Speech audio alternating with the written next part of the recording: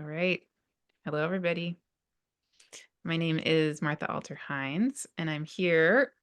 I'm not even sure how many times we've officially had these conversations, but I'm here again with Ke'oni Hanalei, and I'm really, really, really looking forward to this conversation. It's been a while since we've had an official YouTube conversation, and in the meantime, we've had a really beautiful back and forth, I feel like, over the past weeks, months. And in the meantime, I have been reading Keoni's new book, Yeah.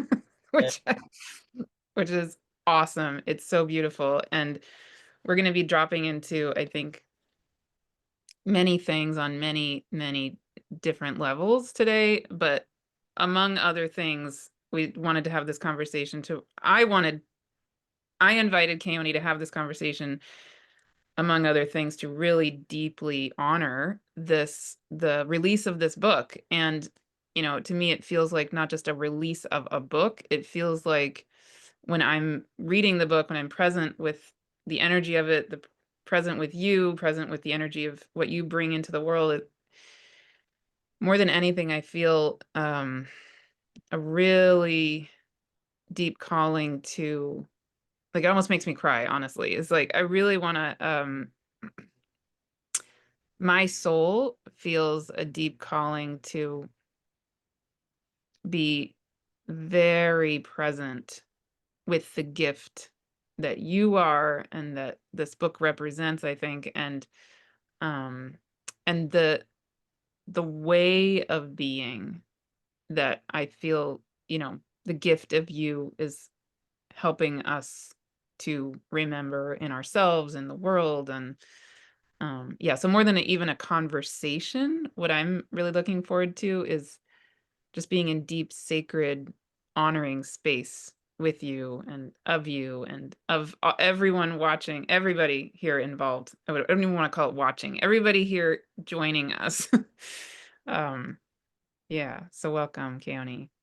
Mahalo. Thank you, Martha. I'm, really excited to meet with you again and I'm not sure what number this is that you and I are sharing in this space, but always appreciate, Martha, this invitation. And, not just for myself, but my kupuna, my ancestors, my elders, who also channel through me. And so it's an honor for me to be on this platform to share, and then to also to promote my book and the publishing of my first book. And in my culture, in Hawaiian culture and in Mu culture, we don't have a written language because everything was really predominantly telepathic. And so it has been quite a challenge for me to kind of transfer a lot of the ike, the knowledge that I have, and put it in like this book form. And so I'm so grateful for this opportunity to share a little bit about this book and Ulu, and a lot of other things that are kind of swirling around, like, pun intended, right? Swirling around in our world right now. And just so grateful, Martha. Mahalo. Beautiful. Yeah, and just as a preview for people tuning into this video, I think we're going to be getting into the many beings kind of coming into our solar system, and three eye atlas and whatever else seems, maybe possibly Lelia Kuhanua. I don't know, we'll see who who wants to make themselves known in this conversation. But yes, so I think we're going to weave in many things. But do you want to start by just helping us drop in and come into space together? What feels Sure. good? Yeah, initially I was feeling like a Mu prayer in the dialect of Mu, but given like the potential content that we might be sharing, I feel like it would be important for all of us to just come into a neutral place where we can gather. And then that's where we'll begin to just share notes and exchange our energy and, come to different assessments, because the intensity of the world it's so extreme right now. And so I will invite everyone to drop into your body. One way to which we can drop into the body is I love inward gaze to the iwi kuamo'o, to the spinal cord. The word for spinal cord in my language is iwi kua mo, which literally means dragon bone. And so inward gaze to your spinal cord, feeling the integrity of the spinal cord. It is the obelisk of the self. And allow yourself to strum up and down that spinal cord. And as you strum up and down the spinal cord, you begin to hear a pitch, a sound. Allow that sound to bring you home into this neutral space within your body. Drop, drop, drop, landing, landing in the body. I am safe. I am secure to be in my body. My life is not in imminent danger. Take a couple breaths. Oxygenate the whole body as you inhale. Hold, hold, hold. And as you exhale through the mouth, feel that oxygen distribute all through your body. Full oxygenation of the body. From here, I would love to honor the ancient Mu greeting of Kulike. I will ask all of us to lift our right hand. In lifting our right hand, we are in recognition of Uhane energetics, thoracic vertebrae, our internal masculine. Let's restore Uhane to its rightful throne, that of the Pu'uvai, or the heart. Let's place that right hand over our heart. Let's you and I take a deep breath in through the nose and hold. Holding this breath, applying this oxygen in the pu'uvai. Let's fill this chamber with oxygen. Let's be generous with that thoracic vertebrae. And exhale through the mouth.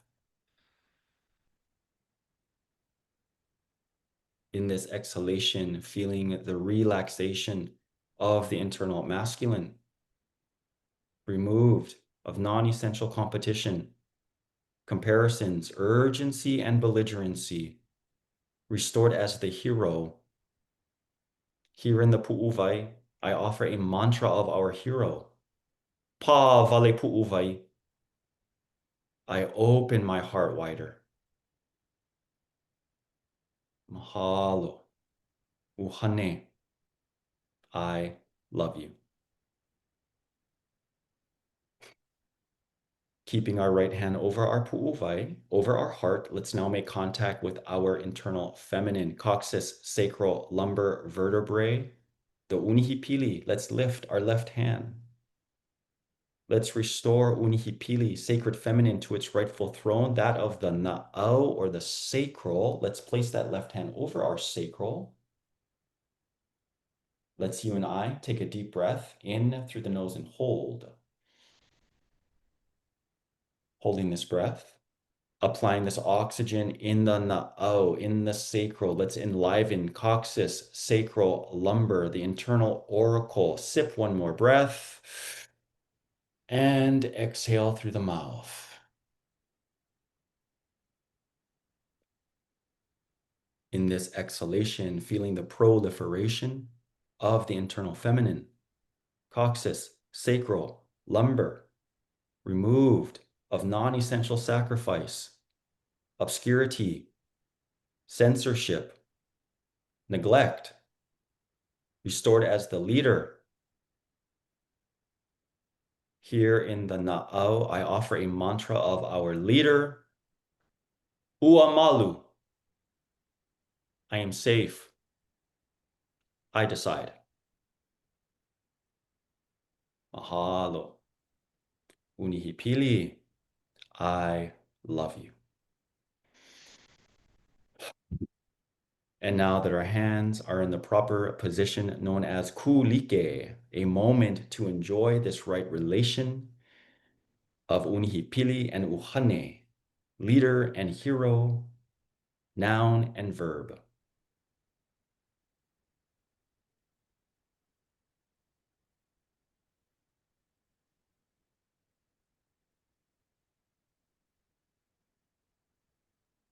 There is recognition that this right relation of unihipili and uhane is the exalted cervical vertebrae aumakua, our holistic self. We honor this kulike by uttering 3 times, Aloha ma, Aloha ma, Aloha ma.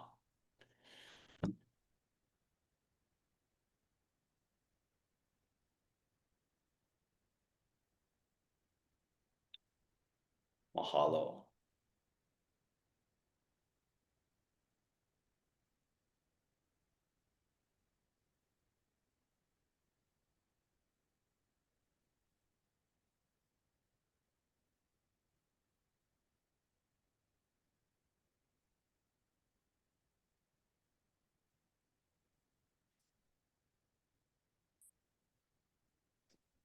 Thank you. Beautiful. Um, Many things I could say, but I'd just love to know what is present here in your heart, your soul, what. Well, Aloha ma means self-reflective love. And Mm, it's really the circumnavigation of what we know to be the human experience or the human event. And what I love about Aloha Ma and really like the teachings of Aloha Ma is that ultimately, as we take ourselves on tour of this like phenomenal experience that can be, filled with such complexity that we continuously choose ourselves. And that's really what Aloha Ma is. Self-reflective love is that we choose ourselves. And I feel like if there's a time in the span of human history where that is being challenged right now, it's now. So many of us are experiencing just fragmentation, over complicating, disorganization. And so coming back into like the refuge of Aloha Ma, of choosing the self and being absorbed in our own love, is the medicine right now. And one thing that I do share in this book of Ulu, I do begin to share about my access to the Mu doctrines. And, I'm genetically, my line is of Mu, what people call Lemuria. And the actual experiment, if you will, or like the purpose of Mu was to become absorbed in love. That's why it's also the point to which we begin to materialize. This material experience, of course, is sacred, and it's concerns me that it's so dismissed. And because the material experience is being dismissed, what's happening is many people aren't completing it. It needs to be completed. One of the great things that, one of the reminders that we have, like maybe even biblically, is the last words of Jesus Christ, this prophet, this entity, this being, what you will, on the point of the crossing is tetelestai, which is it is finished, it is accomplished. And I love the symbolism of that and the power of what it was said, because leading up to that moment, this entity had to experience just the most prolific, sensational experiences. For Jesus, it was a lot of pain and a lot of agony, that procession up into that point of being put on the cross. And for me, that's poetic of come into the experience of feeling the body.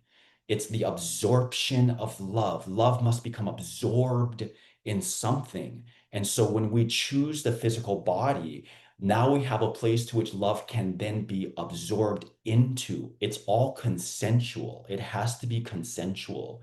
And if I reject my body, if I reject the materialization experience, I cannot spiritualize, because that's what this entity did, right? Titelestai.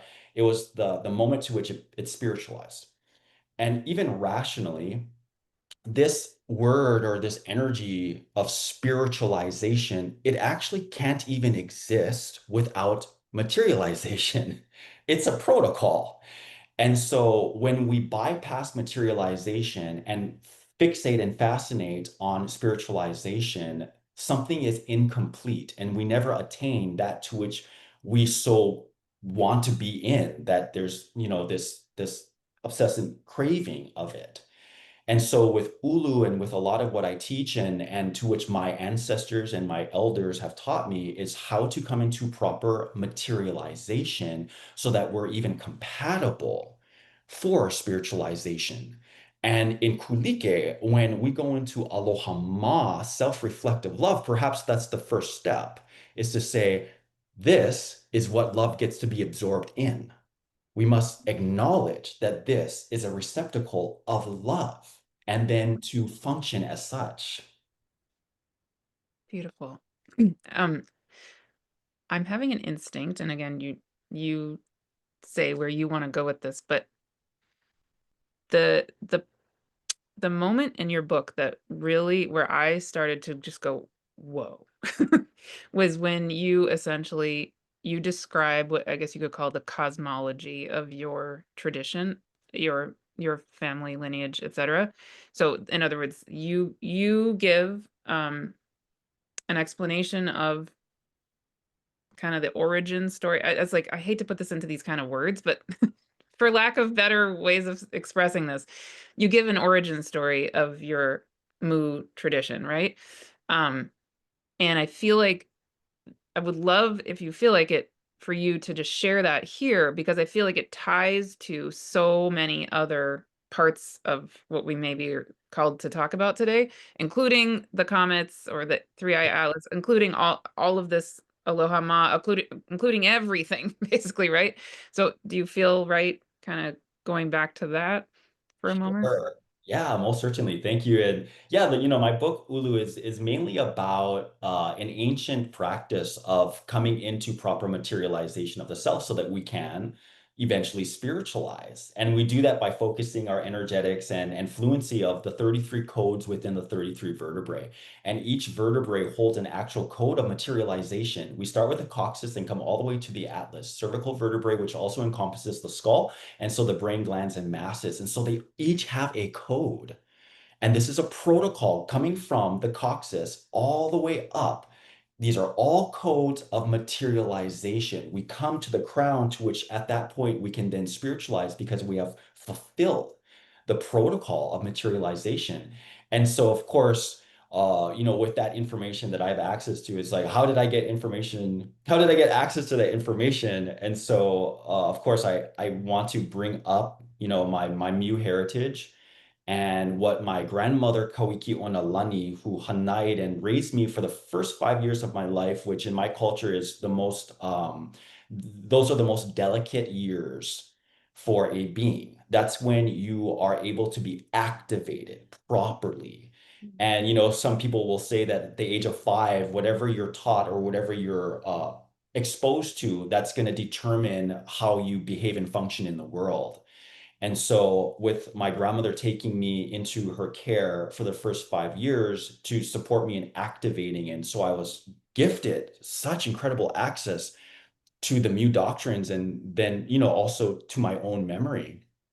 And Mu, of course, was one of the very first things that my grandmother ensured that I remembered properly. And if we go back to like the Ho'omaka the genesis of that Mu civilization, which is believed to be the first actual humanistic civilization on this planet. And I want to share it like this too, because many people call it Lemuria, right? Um, my elders would say, because it's a primary civilization on the planet, that if you are a human being and you have human DNA, you're Mu. And I'd love to remind everyone that because we come from, in a world today where it's all about borders, right? And that it's selective and, people can only speak on behalf of certain things. But when it comes to Lemuria and Mu, it's like we're all the authority. And that's why I'm like, you guys, let's share notes now.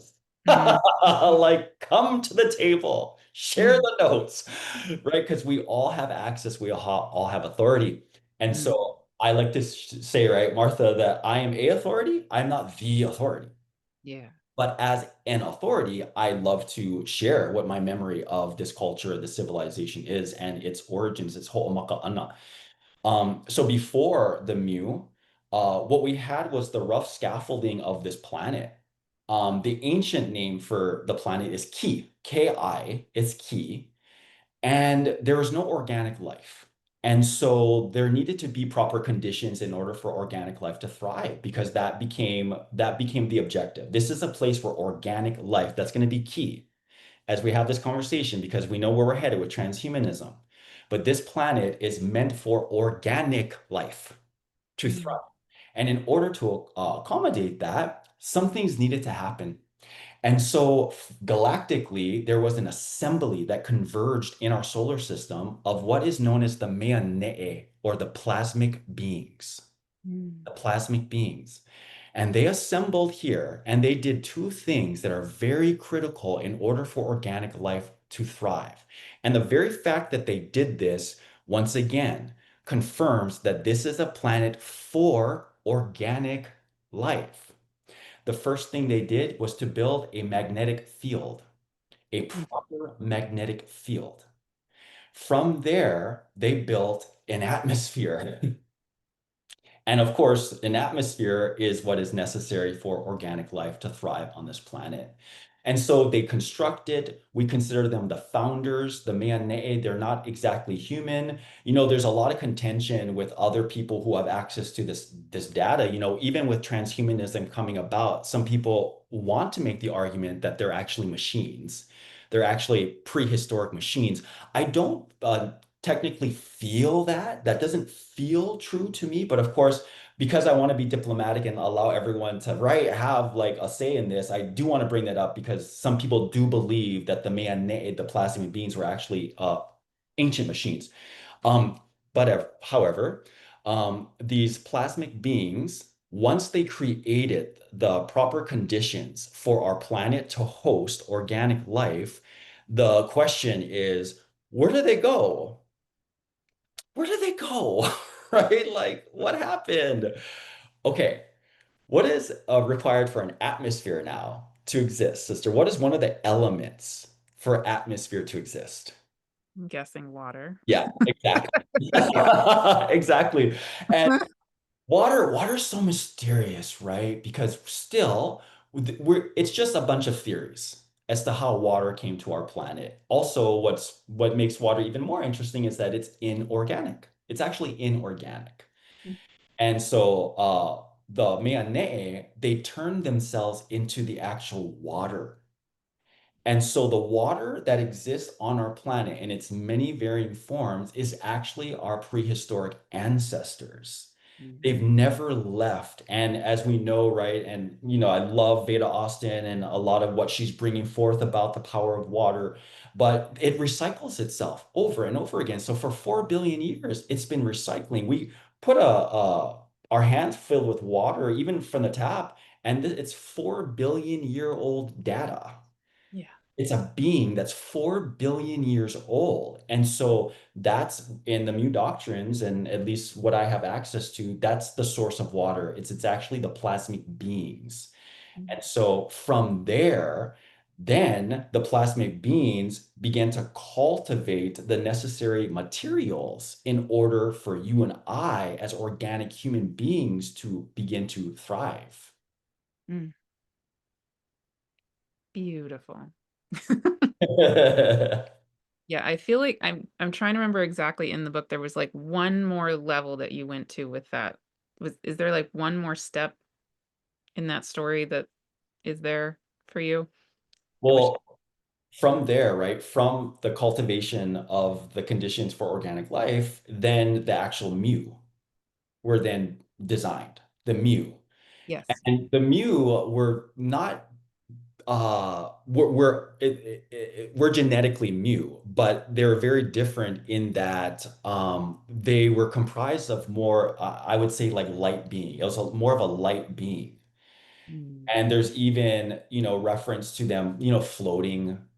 They weren't so confined by gravity. They weren't so confined. They weren't so carbon based like we are now. In fact, the carbon human being to which you and I are, it's been a titration process for us to get to where we are now, which I Mm. don't think is altogether erroneous, right? It's part of the process of materialization is for you and I to experience all of this. But because we live in this spherical world or this spherical consciousness, the mu we're to return to that once again. And so for many of us, we feel that we're having a biological sort of mutation happening. The chemical composition of our bodies are changing somewhat and will continue to change because we're destined to return to that light beingness. That would be part of the spiritualization process. But if we are rejecting the actual maturation of the carbon-based body to which we are now, we will never mature to that. We will be stuck in this cycle of the carbon cycle over and over again, or the carbon cycle will become disrupted altogether in what is known as transhumanism. And then that will most certainly disrupt our ability to self-mutate for the organic being to self-mutate without intervention of the exterior conditions. And so where we are now, we're at a pivotal time. And I hesitate to say dangerous, but oftentimes we got to get real about this, like we are at a point where we are going to completely disrupt altogether our spiritualization. And so coming into the conversation, that's why with the Ulu book and the medicine of Ulu, it's to support us in once again relaxing into what could be a protocol of proper materialization that is a sovereign experience, free of the intervention of the exterior conditions. Because I know part of the transhumanistic agenda and why many of us are feeling so resonant to it, with the lack of a better word, is because it offers us convenience and comfort. Convenience and comfort.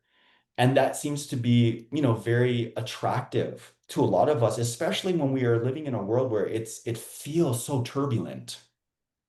And so I have a lot of compassion for many of us who are like, oh, yeah, just please, I need some relief. Give me convenience and comfort where we're not attending to the proper materialization of the self, which can be quite a saga. And for us to come into that proper self-love, aloha ma, so that we can love ourselves through the maturation process of the materialization and to attain what is known as spiritualization, which will be our passage into whatever we get to pass into from here. This experience we're all having, it's actually not meant to be repeated. It's not meant to be repeated. And that's one of my other concerns is that there's a lot of glamorizing of past lives and reincarnation to the point where many are just accepting, like, oh, yeah, that's what we do. We just reincarnate and there's all these past lives. So once again, we're bypassing the proper process of fulfilling the materialization so that we can come into that spiritualization. And the spiritualization, what I love about the spiritualization, and even when you read the book on Mute, I don't really get into spiritualization. I, of course, reference it throughout the entire book, but the reason being is because it's an anomaly. If we were to crack the code of spiritualization, like Martha, it's going to get hijacked. It's going to get hijacked. I mean, the point of the humanity is, in its arrogance right now, it will be hijacked. And so spiritualization, there's a safeguard, so it cannot be controlled. It cannot be controlled. It can just be accepted and allowed. And that's what we get to come to at the point of proper materialization. We just open ourselves up to the proper natural spiritualization that awaits all of us. Mhm. I was telling you before we started recording that this image has my guide or the divine or whatever it is has been showing me this image of my calling, my what is mine to do in this next kind of phase of my own work and presence on the planet, etc. Because it feels so similar to this and so relevant. So they what they're showing me is especially starting now, but starting in January, the way they want me to hold my community, my space, my presence on the planet. They keep showing me a like a redwood forest, and then they they show me in a sense like a temple, like an orb of light that comes down into the redwood forest. And then there's all these iridescent colors through the forest, right? And they're saying like, right, that we all are this forest, and then there's this sort of temple of light in the sacredness of the forest. And my role is to basically, they say, just hold steady. And so the way I feel it is that I'm meant to be like a tender of the forest more than anything, not really necessarily doing a whole lot, quote unquote, but it's just to like be a presence that helps yeah, honor the sacredness of the forest. Anyway, and yeah, I just feel like there's so much on many levels that feels similar to this, right? The need for us to be earth and light and hold steady, in a sense, for it to integrate all the way, and for us to be bodies and light beings and water and plasma and yeah, the divine all in its totality. I don't know if you have any thoughts about any of that. I just think that's so beautiful, Martha. Thank you for sharing that. And I could visually see too, just that congregation of redwoods and like how they represent like the human soul, right? And one thing I love about like trees in general is they can't run away. They Yeah. gotta fix themselves. They gotta be okay with being in their trunk, in their body. They don't leap, they don't run away when things get rough or when a storm is coming or rain is there. They know how to withstand the complexity of being an organic being. And that is such a beautiful lesson for you and I. It's like we're cosmic miracles. Yeah. Why are we constantly ejecting a cosmic miracle rather than remembering how to resource it? Yeah. And like I remember Michael Puna would say, like, boy, there's gonna be resources everywhere. And it's so good that we get to play with resources everywhere, but don't forget, you are the primary resource. Yes. You. And so, like for me, right, like throughout my life, it's like, of course, I want to interact and engage, and I do interact and engage, but I never forget that I am the primary resource. And it allows me to come into deeper companionship with myself, but also trust with myself. And then celebration, it's like when we're able to accomplish something, withstand something, cope, any of that, it's like, yeah, I did that. You know what I mean? It's like you want to select the self. It's not like I gotta select the self. I gotta choose myself. It's like, no, I want to. Mm, Thank mm. you. I love Yeah. you so much. Yeah. Right? To have that deep relationship. That is the Mu Doctrine. That is the absorption of love. To consistently be absorbed in your own love. Yeah.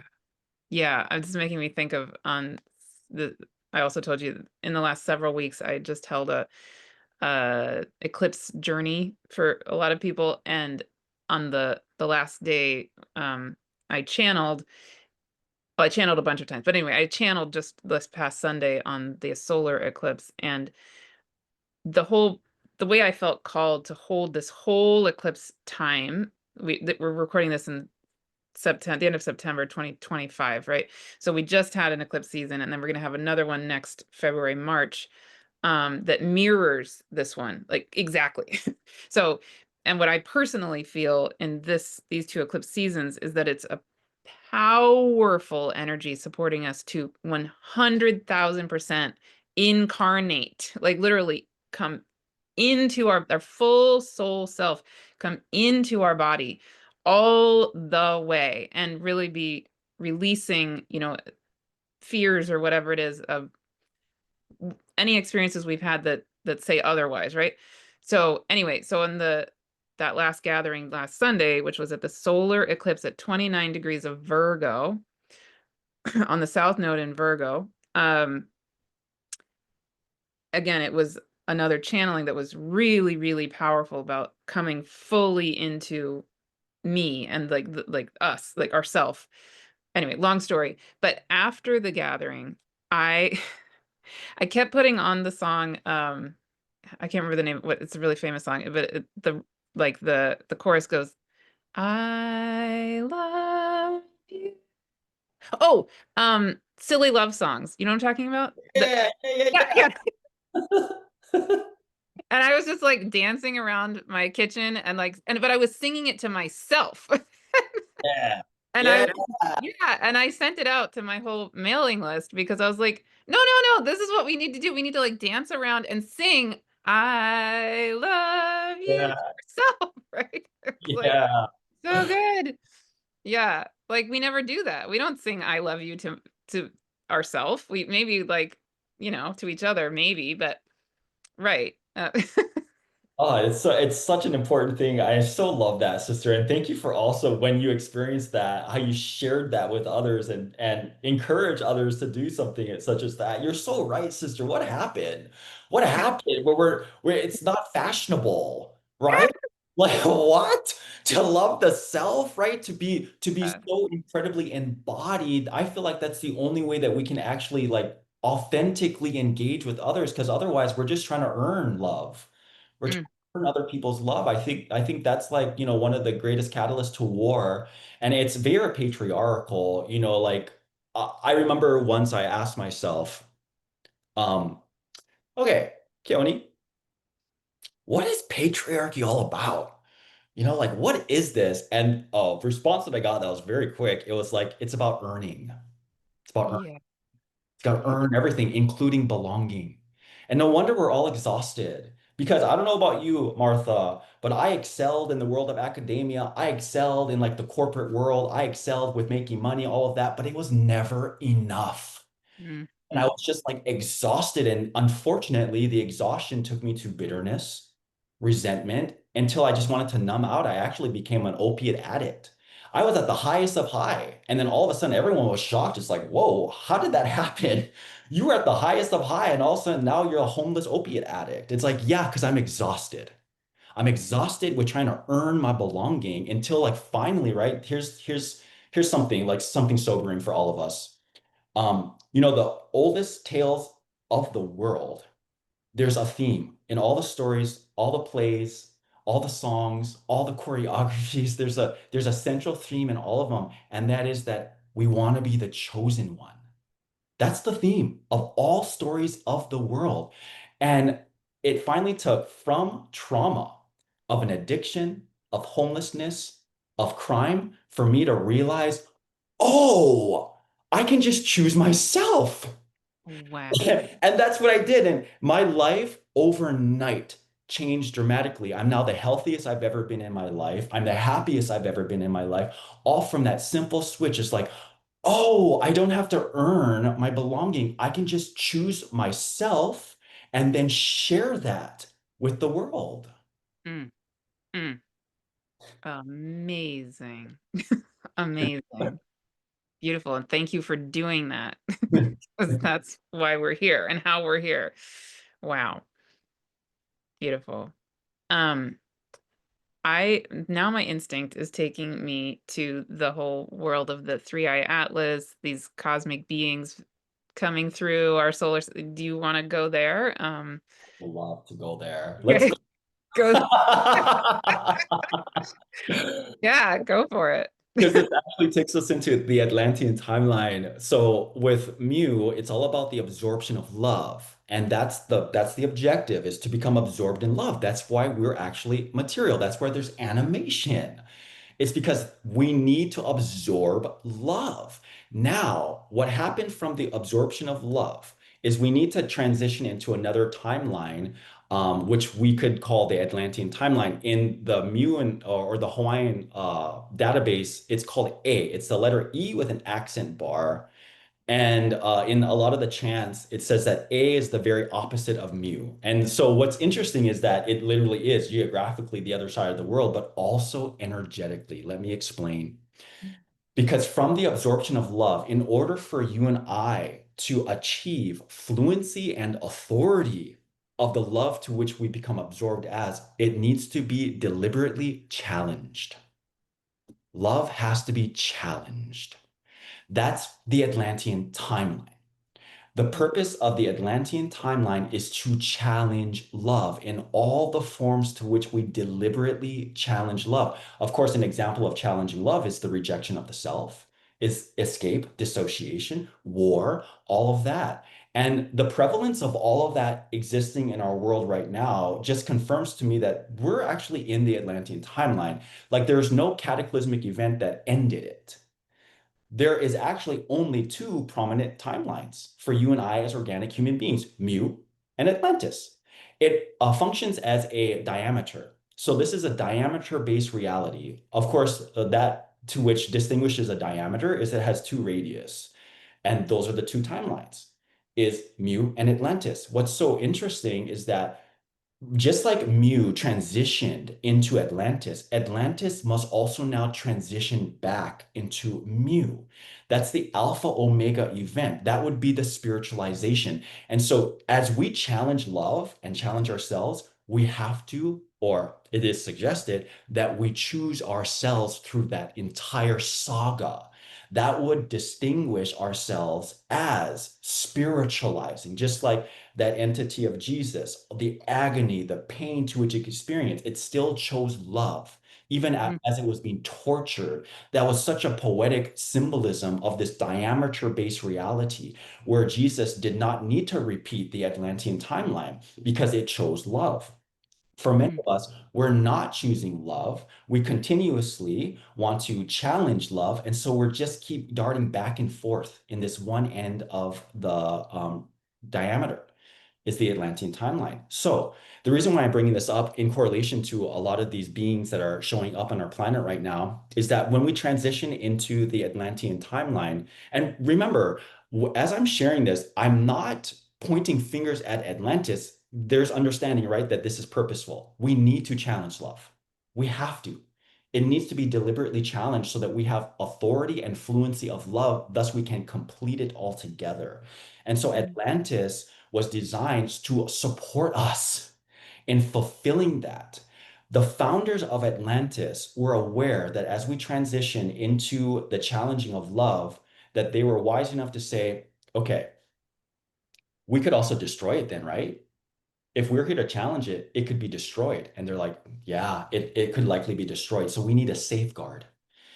And so there is implemented a safeguard to let us know when we are about to destroy love. wow. Now, there are three traumas that will create the proper conditions for a cataclysm because ultimately a cataclysm will occur when we are about to destroy love. And remember, it's a safeguard. We didn't do anything wrong necessarily. It's to prevent us from destroying love. And so a cataclysm will need to occur to reset us. And that's why we're darting back and forth at the Atlantean timeline because we keep stubbornly attempting to obliterate love. That's how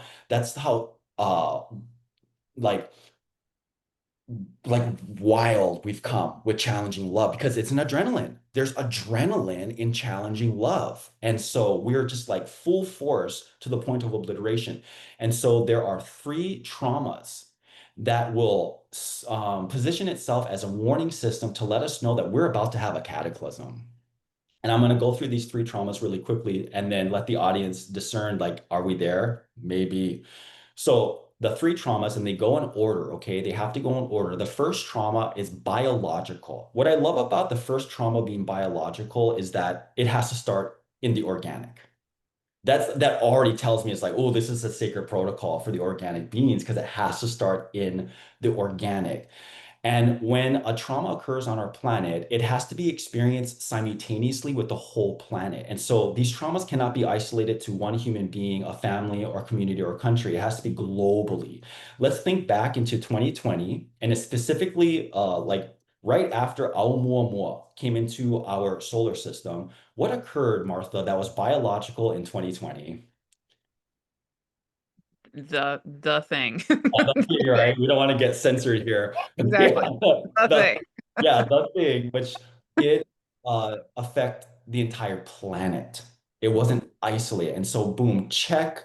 And to a large extent, I do feel that Oumuamua was able to bring that forth. And remember, that didn't mean that Oumuamua caused it. That means that Oumuamua perhaps supported in letting us know, hey, you guys, you're headed towards danger. Hmm. So once the first trauma is established, then that qualifies us for the second trauma because they work as a protocol. The second trauma is holographic. So something holographic needs to occur that affects the entire planet simultaneously. Now, holographic is like kind of poetic, right? But a way to describe what a hologram is or holographic is mass deception. That's a hologram is mass deception. And we can even feel from the thing that happened and then the other thing that happened. Uh, there was a lot of deception enforced upon the earth that caused a lot of people to do things that may not have been true for themselves. Mm. And that qualified the second trauma. Now that we have the second trauma established, we're heading towards the third trauma, which is likely what we're all experiencing right now. And so we're at a choice point right now. The third trauma is surveillance, surveillance, mass surveillance. You know, sister, some of the features, right, of surveillance is like digitization, transhumanism, like all of this. And so, what are some feels you have about this trauma of surveillance? Like, could you put any context to that yourself?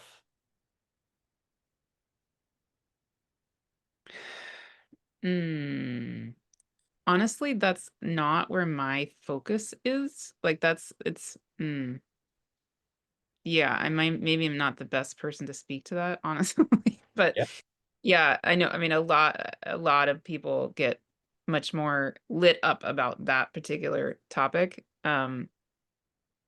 Yeah, my heart goes other directions. So, Yeah. yeah. But the conversation about where we are headed with the digitization of humanity would definitely qualify as a traumatic experience of surveillance.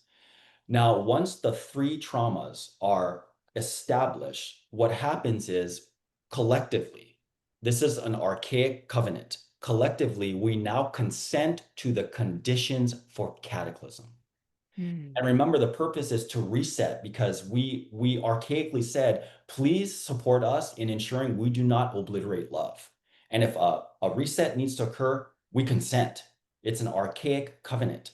And so with the three traumas established, which are three warning systems, once the third trauma is established, then we consent to the actual conditions for a cataclysm to occur. And the appearance and the presence of all these celestial beings that are being pulled into our solar system is, according to the A doctrines, it's because they're all actually programmed to be drawn into us once the third trauma is established. And what fascinating. they do is they're going to monitor.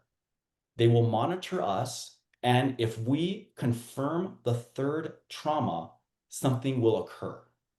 Mm, And so, with all of them, the swarm that's happening, and in the A doctrines, the event, like the event, is called yeah, it's called the Mulu. And what's so interesting is Mulu literally means swarm. And that's what this has been described as what's happening, right? There's like seven, now there's eight, now there's nine. There's a swarm. This is unprecedented yeah. that so many beings are converging and assembling right Mm, now. And according to the A doctrines, it's because our Atlantean founders, all of these beings, they're archaic and they've been programmed. mm, They're programmed to be magnetized and drawn into us when the third trauma is about to be complete. And so that's all they're doing. They're showing up for duty. They're like, okay, we feel the call. You guys are headed to the third trauma of digitization, of mass digitization, which will likely destroy love. Because if we do go into transhumanism and we remove the soul, I feel the soul, okay, is the nutrient that is required for the transference of love. So in mm, transhumanism, in a digital world, we will always be able to make commentary about love. Sure. We'll always be able to make commentary about love. It will be preserved in a way, in a sterile way, but the soul is a nutrient that can transfer it. Now, when you and I spiritualize, what we do is we must transfer love into the next experience because love itself is a legacy. It's a legacy. And if you and I, as human beings, if we no longer have a soul, we no longer have the ability to transfer love, we've just also destroyed the actual legacy of love itself. mm. And so here we are. And with like just sharing that and like the colossal nature of what I just shared, the remedy is super simple. I always want to come back to that. It's super simple. Choose the self, become absorbed in your own love. That's it. Because imagine when all of us function as such, we are in the preservation of that love. It cannot be destroyed. Each and every one of us, we are a magnetic field ourselves. We are a gravitational force ourselves. The heart is known as a vortex. I know that the heart is a sudden spontaneous black hole technology. And so only through me can love pass. As Yeah. long as I'm intact, as long as I'm completing the materialization of the self, that is where love passes through me. I'm not being pulled in anything else. We all must take responsibility of our ability to be the custodian and also to transfer love into the next experience, which is what I feel is spiritualization itself. Wow. I have so many thoughts and so many, yeah, I have two different directions I would love to, is this okay if I just have, yeah. Sure.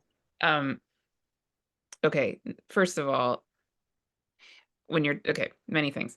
When you're talking, yeah, I'm going in kind of these two different directions. One of the directions is a little simpler, so I'll start there, is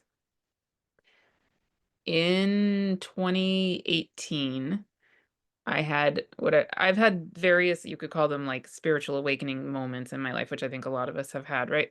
But 2018, the summer of 2018 was the biggest. And in that one, I had this huge catalyzing experience where over the coming 2, 3-ish years, um, my heart, my literal actual heart went through this humongous transformation where I met somebody and I thought this was about him, right? Right? I thought this was like, oh, I'm falling in love with this person. Okay. No, no, no, no. That's not what it was. It was like I look back on it and go, okay, that was sweet and naive. No. That was not the deal. It was a catalyzing moment, right? For my own, the structure of my body and the structure of my heart, which was meant, and I think this might be true for maybe all of us, I don't know, but a lot of us, that our hearts and this leveled up way of being become and are meant to be actual conduits of divine love and the fullness of what divine love is. So anyway, long story short, but I had this 2 to 3 year period where my heart itself, like my heart chakra, but it was like, I think it was my pericardium. It was, I don't know, went through like actual pain where I could feel it getting broken. And there were a few times I actually even almost went to the emergency room. One time I did go to urgent care because I was like, am I having a heart attack? And the doctor was like, no, you're fine. And he's like, do you want me to run all these tests on you? I was like, yes, please. He's like, you're completely fine. You're not having a heart attack. You're totally healthy. Um, but what I felt over time was my actual heart, my heart chakra, the whole structure of, you talk about like in the back of the heart there being an opening too. And yeah, anyway, I felt my whole entire heart being totally reconfigure to the point that now it feels like part of my role for the planet is to literally be a conduit of the totality of the power of existence and the love of the divine, right? And I think that's what we are. Not just some of us. I think on an ultimate level that's what we all are. But um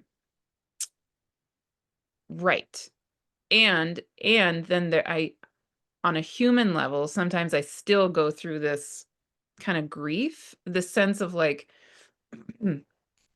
that kind of love is not very known to us. It gets confusing for people. It's, if I feel that the power of divine love move through my whole being in that way, it's like I can't, it's we're not really taught how to handle that, right? So I'm still, what, 7 years later, I mean, I'm way, way, way, way more adept at it, way better, way better. I can definitely control it now. Um, and yet there's still a grief that will come up in me. Actually, last night was coming up in me and around something with that love trying to move through my body and not having a way to hold it in this world, right? In a way that doesn't overwhelm people or whatever it is. And actually, this U2 song came on that I had never heard before. It says I think it's called "Ordinary Love." Do you know that song? I'm not sure, sister. Oh, it's the most amazing song. I don't know how I've never heard this song, but basically, there's a line in there that goes something like, "What will we do if we can't learn to deal with ordinary love?" Something like that. I was like, "Oh my God, that's exactly what what I'm feeling," you know? So, like, sitting there crying, like, "Oh, how do we do this?" You know? Mhm. Anyway, okay, so that's one of my trains of thought. And then the other one is, hmm, I as you're talking, I'm also being reminded of something I've been channeling lately, which has been coming up over and over and over and over again. Especially, I'm doing a year-long series right now where I'm channeling inner earth beings, and in those channelings lately, we get taken down into the center of Gaia, and all we experience all the chambers inside the body of Gaia. And then we feel her song, like, the iron core of her and the light heart of her and her actual song. And the way, at least it's been coming through in my channeling, is the sense of Gaia calling everything back home. Like literally that she is the way that it comes through when I channel it says it's like a mother whale calling to her babies, in the ocean. I mean, it's like I get chills in the ocean of existence, and some role that she holds maybe of literally saying, of sending out the signal, like, hey, it's time, come back here. Ah, yeah. And so when you're describing this potential of cataclysm, what I interestingly, I don't feel any fear. I feel really peaceful and calm. And I feel that call of the light of the heart of Gaia. Literally, like I feel myself called down into her center, into like the still point of her being. And that, I don't know, I just feel like to connect as the light of the heart of her and the love of her, um, to maybe another version of the solution or the answer or the what we're here. I don't know. Anyway, I would love any thoughts on any of that. That's a lot. Oh, it's so beautiful. Thank you for sharing. And I relate to what you're sharing about like being drawn, like that magnetism, because you know what, these objects that are being drawn to us, they're just simply mirroring what is happening with us internally. We're also drawing something within, right? And so it's our love, it's to choose ourselves. And so it's a series of magnetisms that's occurring. And the presence of these beings, it's not to scare us, it's meant to wake us up and to become aware of what we're drawing in and to be very, very clear about what we choose to draw in within ourselves. And that would be, of course, our love, to draw our love in. And so there's no finality that's happening with the presence of these beings that could seem very scary because it does seem very urgent. But at the same time, its presence is to let us know like there's a sophisticated protocol that's happening right now. Be aware of it. Be aware. You are pulling something in. What are you pulling in right now? Mhm. And for all of us to come into the recognition that we are, these receptacles of love, and to once again consent ourselves to be absorbed of love is automatically reuniting with that mu timeline. Because once again, we're absorbing love again. And then boom, we've chosen ourselves. That would be indicative that we've chosen ourselves. And then we're now compatible for the process of spiritualization. Wow. Beautiful. And I would say the same thing with me. And sometimes, people who know me, they tease me because I'm so scorpionic. They're like, "Yo, you're just a masochist, so these things don't scare you." But like honestly, I don't feel that like doom. I don't feel the doom. I feel like there's a renaissance that has occurred, and we're just being activated to remember that we are inherently love and that we can once again consent ourselves to become absorbed of love. Mm.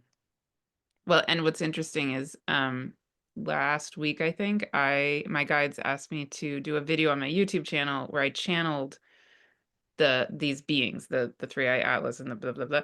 But I didn't do it in the sense of trying to give answers. I was really trying to I was being called to hold the space to for anybody, everybody to connect with them as them, and actually as Gaia. That's what, oh yeah, that's what happened. We went into being Gaia and feeling these beings as they're coming closer and they're converging, right? And just feeling that we are conduits of the divine, of the earth, and we are, it's natural to our bodies and our spirits as and our beings and Gaia. Like Gaia knows these beings. We know these beings, right? Like you're saying, like they're ancient what beings. They literally are. And they're maybe they're feeling that call, whatever it is. Um, and we know them. Like it's not, you know, they're not unfamiliar. Right. So what I was feeling called to do is really hold space for each person, almost as a, well, as a conduit of that knowing, each in our own way to feel the truth, whatever that truth happens to be. Um, of what, yeah, what is this that's going on? What is this? This is a pretty interesting phenomenon happening, right? And but at the end, the very, very, very end, that was the one and only time where I would say there was a somewhat of a message coming through. You know, not just holding the kind of blank slate space. And that one message that did come through that felt true to me was one of them, or them saying something like, we are love dancing as love. Mm. Mm. I love that. But as soon as you said that too, love dancing is love, like I had a vision of like ourselves. You Yes. know, like our dancing cells and like, the organic being and the miracle of the chemistry of the organic being. And, like how beautiful for us to usher that into Wow. completion. And so I feel like that this is a monumental time where we are granted access to do that. Of course, there's another fork that we can of a reset. And, either one, like my kupuna would say, my elders would say, no matter what you choose, you're always going to end up at the same place, but like perhaps this time around, we're going to choose that completion event. And I feel like humanity has matured in all the cycles that we have experienced. And, if there's a concern of mine, is that humanity will come into a point of such incredible exhaustion that they're going to behave as I did when I went into my drug addiction, where I came into such bitterness and resentment that I just want to numb out. Like to not choose being in the body and the sensational experience is dangerous. And for us to know that we have accrued lifetimes for many of us of authority to say, you know what? I'm going to complete it. I'm gonna Mhm. complete it. And like what you're sharing, that first story, thank you so much for being so open and sharing your stories, sister. But when we did transition from Mu into Atlantis, the first, like I would say, definite or defined challenge of love is loss. Is loss. Because what happened with Mu is because we were no longer in the frequency of the absolution of love and the absorption of love, it began to disappear. And those of us who were not resonating in that, we remained. And so what we experience is loss. And loss had not been an experience before. And so that would have been an example of the very first challenge of love is loss. And so many of us have been holding that trauma for lifetimes, generations, to where loss prevents many of us the ability to let go. Mm, With mm, loss, right? We want to hoard more and more, accumulate, accumulate, accumulate, right? And mm, that when we're at a point of completion, we don't remember that it's okay to let go. And so that's going to be a challenge for so many of us. And for you to have such a visceral experience was your body, right? And your soul saying, we need to revisit this trauma so that we can ensure that we don't repeat it again. And for you to responsibly allow yourself to go through the waves of that would suggest that you likely resolved it within yourself. which is what I would encourage all of our brothers and our sisters to do right now. All the bits and pieces of the traumas that are keeping us fixed in an Atlantean timeline, address them. Just Mm. address them. Yeah. Yeah. I mean, yeah, I'm having a very acute letting go challenge because last week I took my oldest kid to college for the first time. So, so yeah, this morning it was like last week I was okay. And then yesterday was their first day of class. No, sorry, Wednesday. Yeah, 2 days ago. And I had texted them and said, can you please send your mother a picture of your first day of college? Of course not. That did not happen. So then, then I called them that night and I got, hi. Sorry. Sorry, my mom's calling me. Hi, what do you want? Why are you calling me? Like, I want to hear about your first day of college. Uh, okay, can you call me on the weekend? I have a lot of work I have to do. Classic 18-year-old, right? And I was like, no, in myself. I didn't say anything. I was Right. like, okay, fine.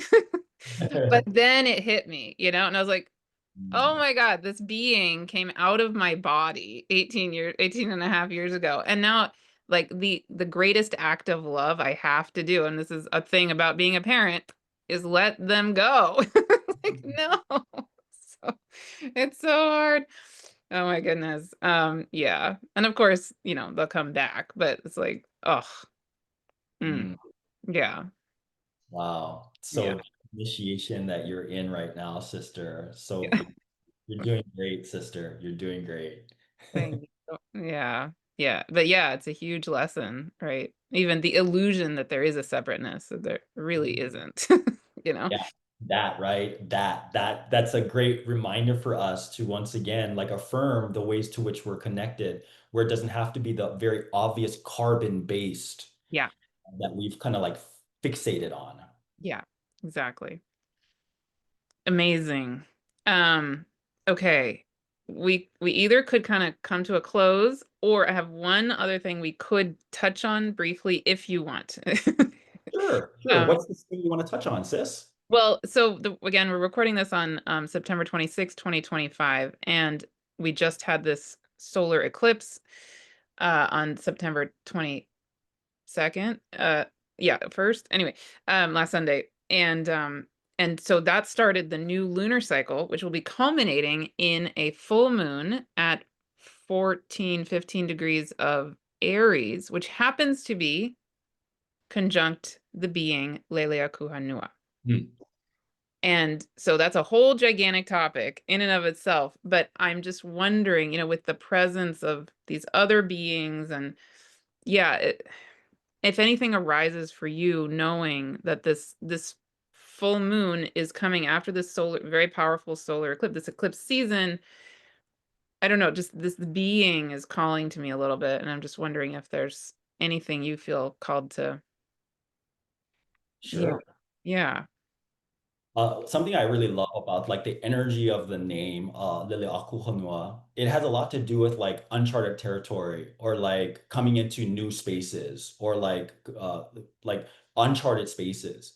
And so that could even like speak into the potential mutation that human beings are experiencing right now. It could even be indicative of the mutation to which our planet is experiencing right now. But certainly that a huge shift is underway right now and that there is a fork.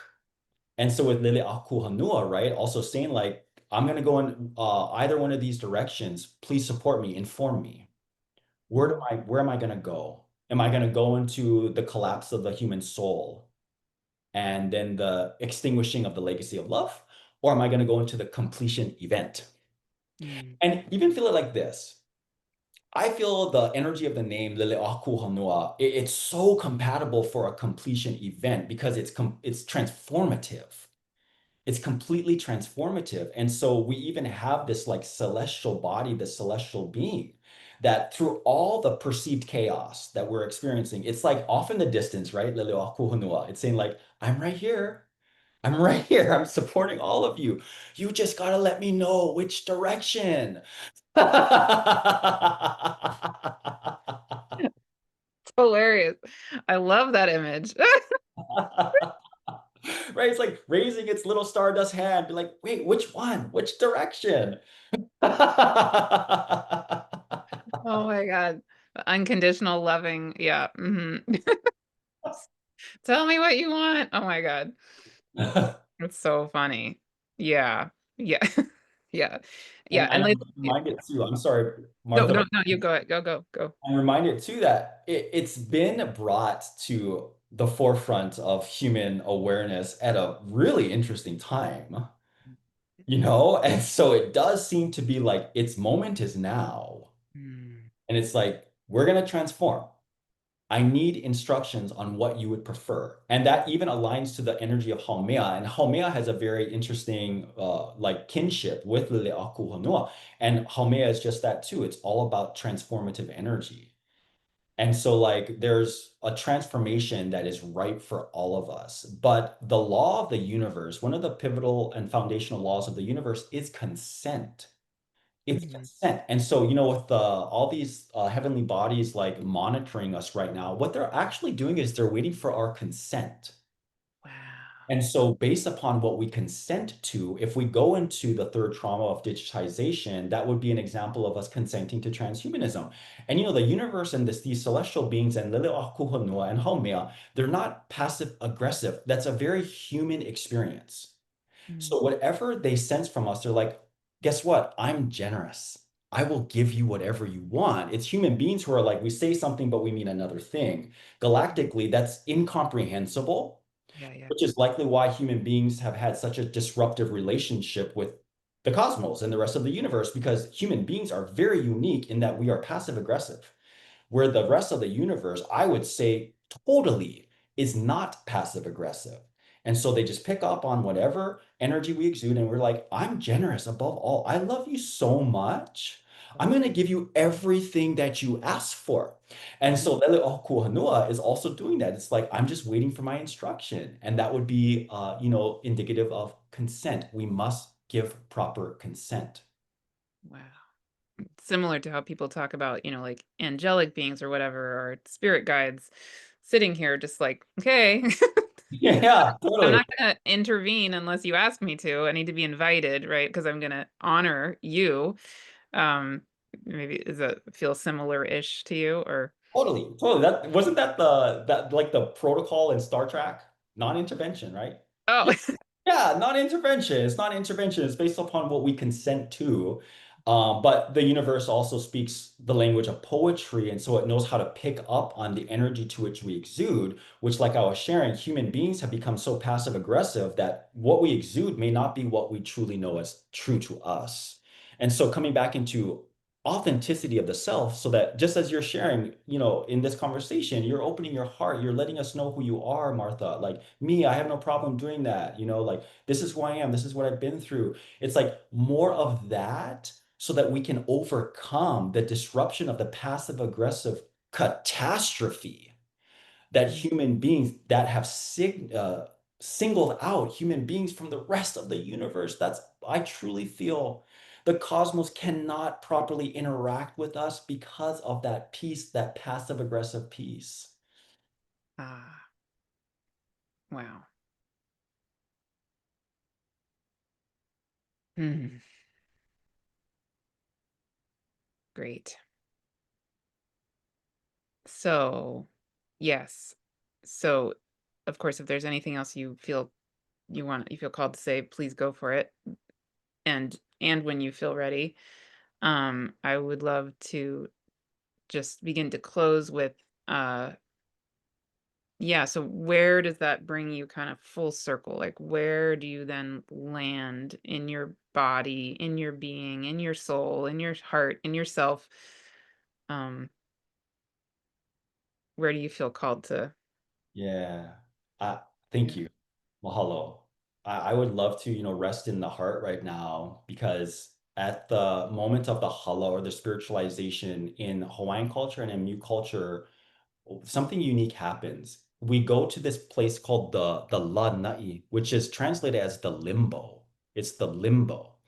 And at the limbo, our heart is measured. So it's very interesting. It's there's lots of correlations to Egypt, right? Yeah. Yeah, the heart is measured, but what's unique is that the heart is not measured by right or wrong, good or bad. And of course, because my elders would say, according to whom? Who gets to decide what is right or wrong, good or bad, right? And so that's already taking us out of authenticity. Authenticity is likely the only sin, the only sin. And so our heart is measured by how authentic we are, Wow. right or wrong, good or bad.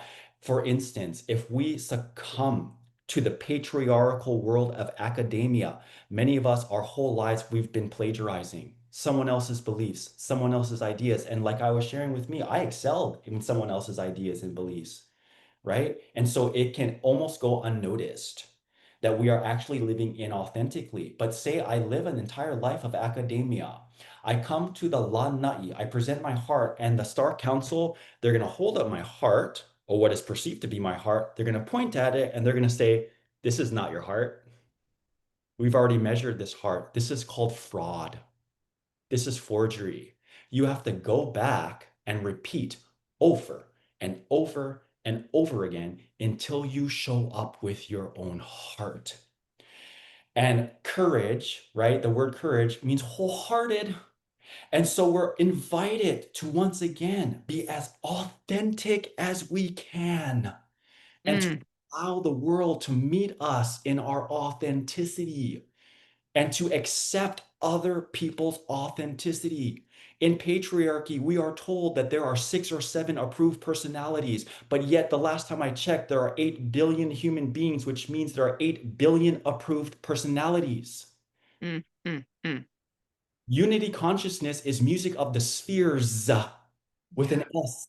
Music of the spheres, which means that each and every one of us, in our authenticity, we are a musical instrument. We are a song. We are a note. We have to lend ourselves to the orchestration of this incredible, phenomenal experience we're all having. And that comes by way of our inherent authenticity, which is a response of the absorption of love. And so I invite all of my brothers and my sisters to just play with that. Mm, Play mm, with it. I know it can be scary, right? We're told our whole lives you have to behave a certain way, otherwise you will not be the chosen one. According to whom? mm, Right? That was finally I said, you know what? According to whom?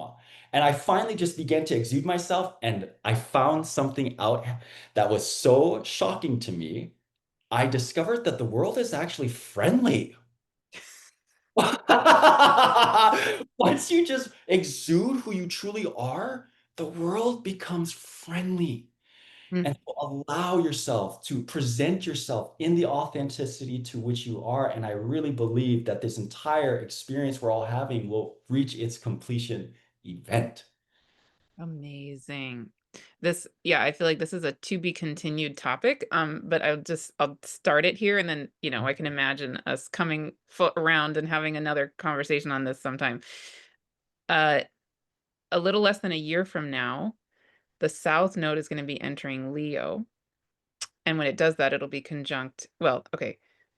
The star Regulus is now at 0 degrees of Virgo, technically. But basically, like next June, July-ish, the star Regulus, which is the heart of Leo the lion, and then the whole sign of Leo, and then therefore the sign of Aquarius, that Leo Aquarius dance is going to be Hmm. super alive for that whole next 18 months. And one of the things I feel so much in what you're describing is like the Leo heart and all that, and the authentic heart self, and the sacred leadership that I feel like we're really being called into on so many levels. And I think is going to get extra highlighted next year and in 2027, because actually in the end of 2026, we're going to have the South Node entering Leo. It will be, and it will be conjunct Jupiter and Mars 3 times in Leo. Mm. So Leo is going to be like this big highlight of 2020, the end of 2026, and then into 2027. Yeah, so I feel like let's talk again about this, Yeah, you know. yeah. Because Yeah. that one thing I love about Leo energetics too is it's not afraid to present itself. And Yes. with authenticity, right? Like we don't just hoard that. Yes. Be your authentic self in private. Like, Yeah. share it with us. Like, we Yeah. want to know your authenticity too.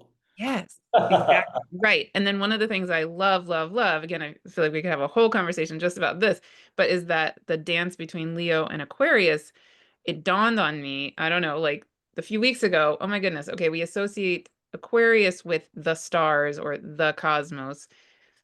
We associate Leo with the sun. Guess what the sun is? A star. Right? So like there's this dance of us being the truth of the star that is us as the Leo self, but then in the dance of the community, the family of the cosmos and the stars of everything. I mean, there's this like and the need for us to fully show up as the star that we are all the way, not in an egotistical way, in a way that helps light up everything, right? But yeah, anyway, so many things you're saying. I'm like, that. Love that, sister. It's like such a beautiful, it's a choreography, right? It's like, it's such a beautiful choreography. Yeah, yeah, beautiful. Okay, so given all of that, before we close, would you like to share things you have? I know you have things, obviously the book. I'll put the link to the book, the Ulu book. Highly recommend it. Super beautiful. You also, yeah, you share. You tell, you describe, you have a free community, a free membership, and then you have classes coming up. And anyway, go for it. Share anything you want to share. Oh, thank God, my forehead is so shiny, right? Yes, sister. My book, Ulu, is available on Amazon. You can get the actual digital version on Amazon with the paperback, but also available for those of you who don't browse Amazon, Barnes and Noble. You can go on my website to get the paperback of the book as well. And the book is a companion to a free membership that I share, a virtual membership, where I host virtual classes, live classes where we go through some of the intricacies of the process of materialization. And of course, the spinal cord is also akasha. And so we're also tapping into some primordial memory that can be really supportive for all of us as we engage in the proper process of materialization. In October, I will also be facilitating a four-part series called The Genealogy of Mu. And so a lot of what I was sharing about the proper absorption of love and that transitional period into the challenging of love, I'm going to address. And of course, this is like something that I did not plan on doing until the activity. Sorry. Wow. And then also I'm like, all right, I'm going to be facilitating this course now. Yeah. And to support us to be applicable and compatible to receive the completion of Atlantean timeline. Because as the absorption of love, the mu, we must receive the challenging of love. We must receive Atlantis in order to complete it and then complete the entire cycle as well. And so that's something that I'll be doing in October. If you're listening to this, beyond that, I do offer all of my virtual ceremonies as replays. And so just browse my website and you'll be able to find that and some other, fun information. Yeah. Now you have over 10,000 people in that membership and what? It's awesome. Yeah, yeah, the process of materialization is coming to a completion. Beautiful. Yeah. Reminds me so much of that image that my guides are giving me of the, again, the redwood forest and the light coming down and just like the call, like let's all come back into who we really are and the bodies that we really are and the light, all of it. It's just, yeah, I'm seems so glad that you shared that, sister. 'Cause that's such a comforting and that vision of that redwood forest and the light streaming through. It's such a beautiful, calming vision. I'm so grateful for you sharing that with us. well, and I'm so grateful for you sharing this with us and the videos. I mean, yes, I was enjoying them myself, and it's like, yes. Anyway, everybody sign up because why not? Like, it's amazing. Okay. Um, in order to fully bring us to a close, do you feel called to do anything in particular, or I think now is the appropriate time for the mute prayer. awesome? And of course, the context now, the prayer may land more Mm. because of course it's so poetic, but so pertinent to our times right now. Mm. Um, if everyone could just close their eyes so you can feel the actual words of this ancient prayer. There's so much life in the quality of words. I will utter this prayer, in the Mu dialect 3 times, and then I will translate it in English once. I also encourage, if it feels good for you, to place your hands in kulike as you interact with this prayer. Right hand over your heart, left hand over your sacral. This prayer is a cornerstone Mu prayer, retrieved from at least 20,000 years ago, 18,000 BC, when the pole star was Alpha Cephei. Ka eka tawi a mea it on parat u la mea ama kui heva ama at ama. Ka eka tawi a mea it on parat u la mea ama kui heva ama at ama. Ka eka tawia mea it on parat u la mea ama kui heva ama ach ama. To be entangled in that which is unnatural, now I rise, exposed and brilliant, finally, and to penetrate an illusion, finally, finally. Aloha ma, aloha ma, aloha ma.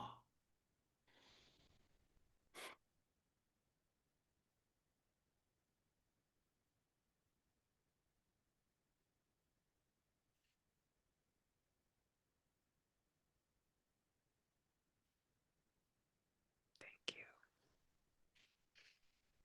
Thank you so much, Ke'oni. Amazing. Love you, Martha. Love you too. And love to everybody. Thank you all so much for being here.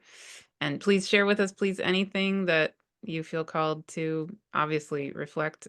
How was this for you? What did you feel in your body? What did you feel in your soul? What did you feel in your heart? I'm even just feeling in my own body this, like, through the whole conversation, when you very first helped us to drop in, even my sacral bones just, like, widening and then grounding and relaxing, and then how my heart, my whole thoracic cavity can sink into that. And that's something, yeah, that Keone talks a lot about in his book. And yeah, it's just like, really,